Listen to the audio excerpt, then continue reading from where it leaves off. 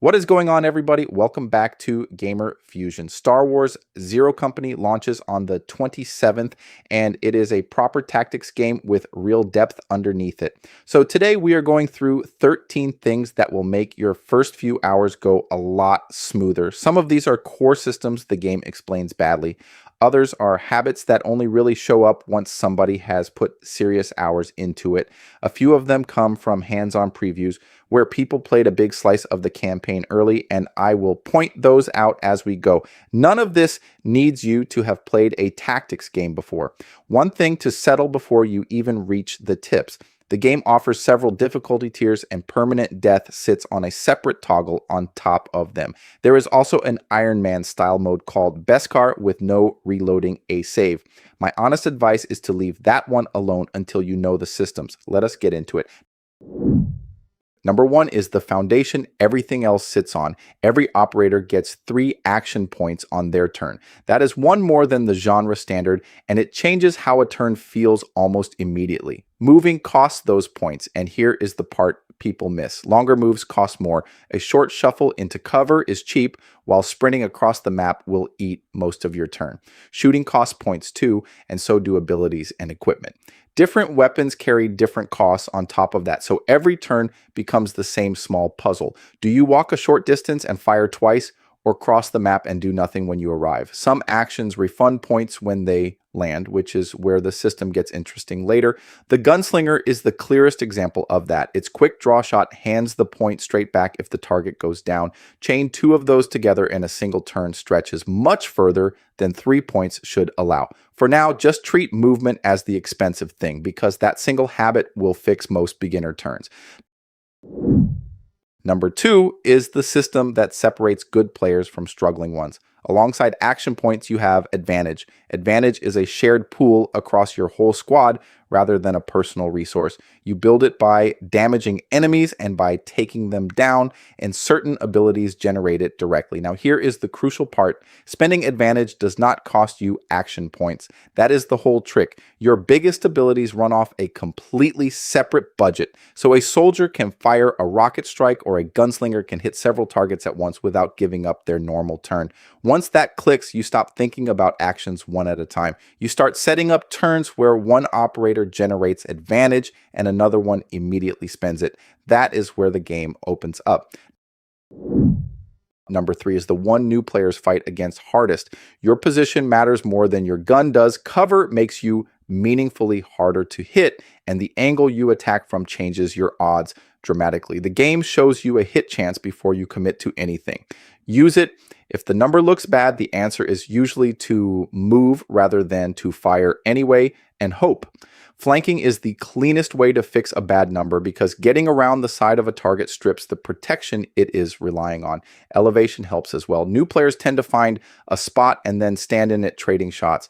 Better players spend a point repositioning and turn a coin flip into something close to a sure thing. A worse weapon fired from a better angle wins that trade almost every time. Number 4 might be the single most useful thing in this entire video. Overwatch lets you hold your fire and interrupt an enemy when they move on their turn. Standard stuff for the genre so far, but hands-on previews flagged a detail about how it is costed here that genuinely changes your turns. Overwatch takes whatever action points you have left, not a fixed amount and not what your weapon normally charges.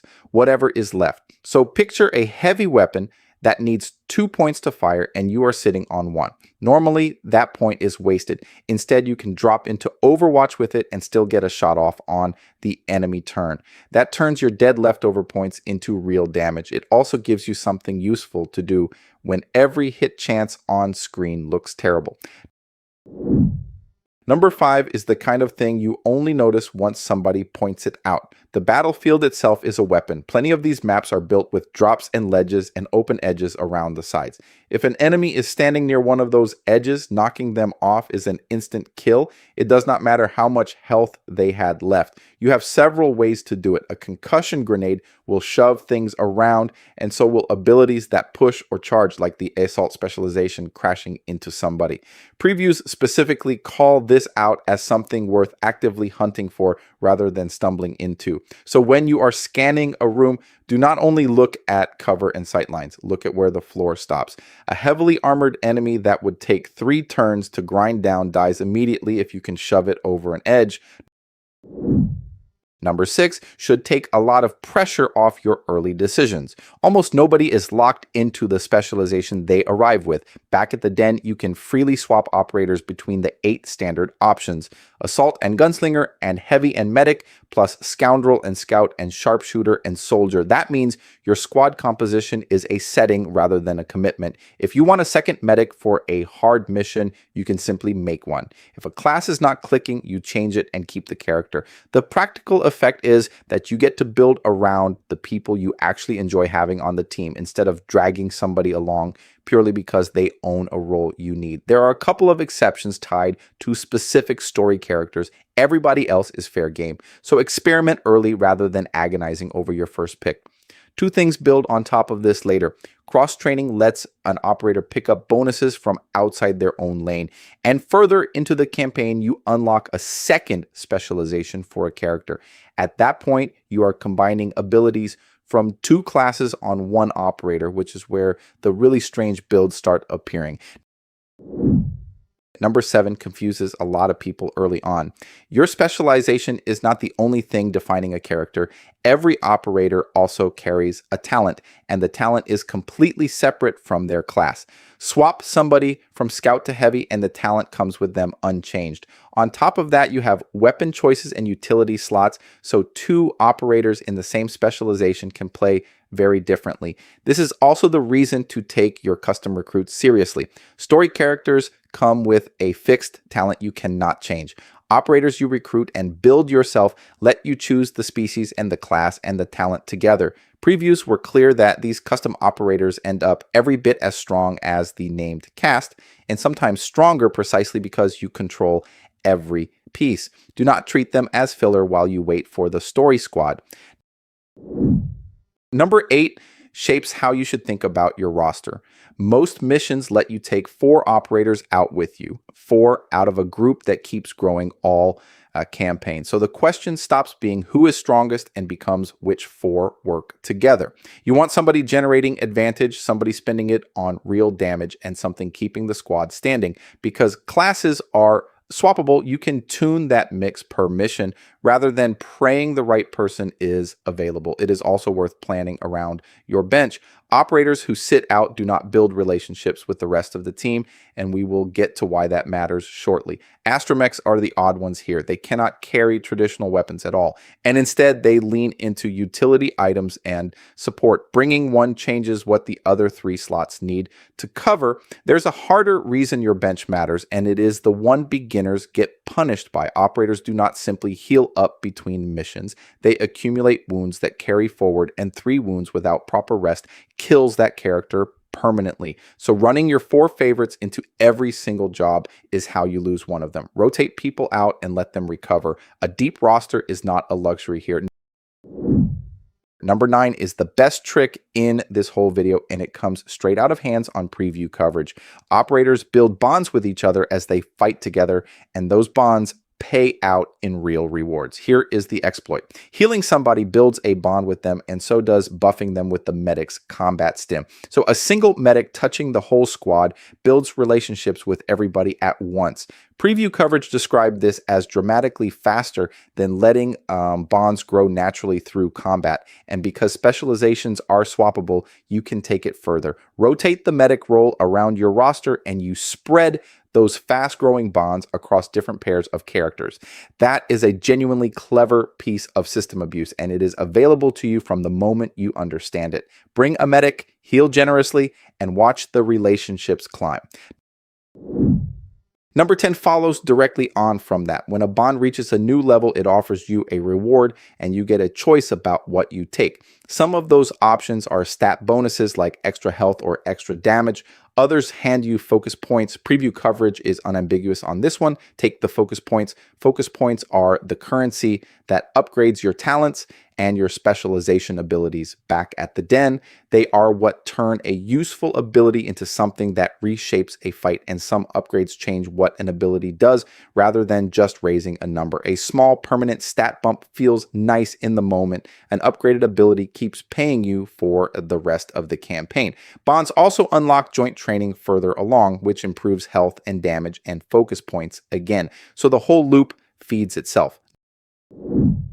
Number 11 is a habit worth building immediately. Every time you are back at the den, go and look at the black market before you do anything else. Its stock rotates, and previews reported finding entirely new weapon types appearing there, along with rarer versions of grenades and utility items. That is not a small upgrade in a game where equipment carries so much of your power. The den is where the rest of your preparation happens too. You buy and equip weapons, fit modifications to them, sort utility items, and spend focus points. You can also invest in the facilities themselves as the campaign runs on. And one small piece of fun while you are in there: changing a weapon's appearance actually changes its firing sound and its color, so it is worth cycling through the options to find one you like the feel of.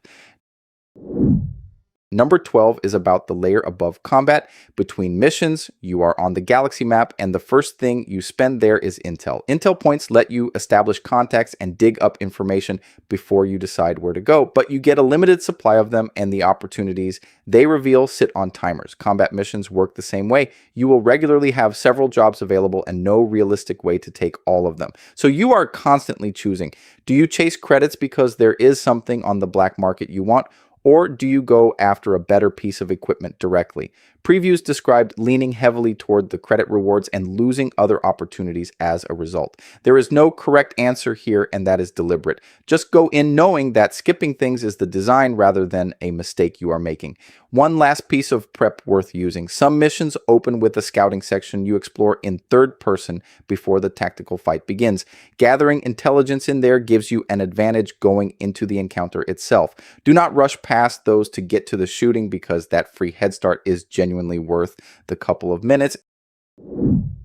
And number 13 is the one almost nobody sees coming. Later in the campaign, you recruit characters who work differently to everybody else: a Jedi Padawan, a Mandalorian warrior, and Astromechs alongside them. They are exciting to get, and they will quietly wreck your economy if you are not ready. Remember that advantage is one shared pool for the entire squad.